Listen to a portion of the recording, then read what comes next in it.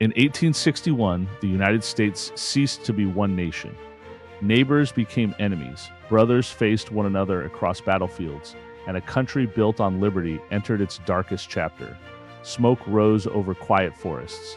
Silent battlefields held the weight of a divided land. Families watched their sons march away into an uncertain fog. The cost was immediate and deeply personal. Before the first shots, two distinct worlds grew side by side.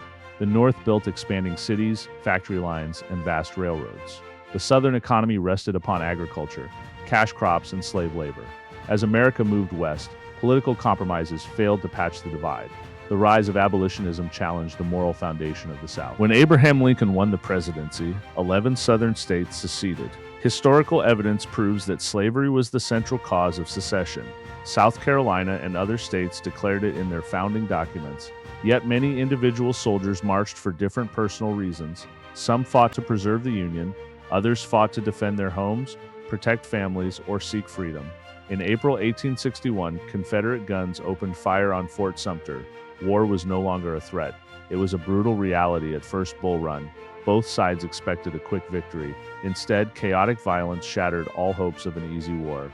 By September 1862, the bloody fields of Antietam saw 23,000 casualties. It became the single deadliest day in American history. Lincoln used this moment to issue the Emancipation Proclamation. The struggle expanded from preserving Union to ending slavery. A Union soldier wrote, "I fight because I believe this nation must remain one."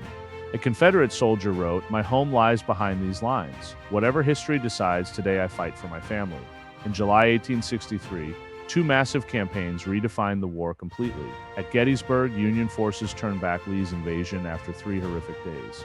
Far to the west, Grant captured Vicksburg on the Mississippi River. The Confederacy was split in two and running out of resources. Behind the lines, the human toll mounted endlessly.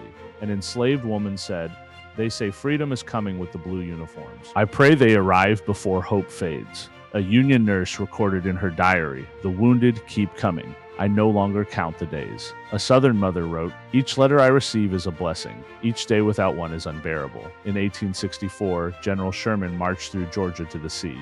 His armies destroyed supply lines, infrastructure, and property. The scorched earth tactics brought the harsh reality of war to civilians. Finally, in April 1865, Lee surrendered to Grant at Appomattox. The long war was drawing to a close, but relief quickly turned to deep grief days later. Abraham Lincoln was assassinated at Ford's Theater. A mourning nation faced an uncertain future without its leader.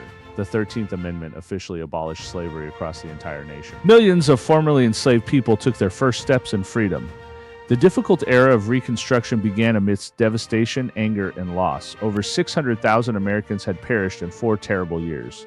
The conflict reshaped the United States forever. It redefined civil rights, federal authority, and our national identity. Reconciliation required decades of painful reflection and shared memory. The Civil War ended more than a century ago, but its lessons still echo across America. To remember it truthfully is not to reopen old wounds, but to better understand the nation it transformed.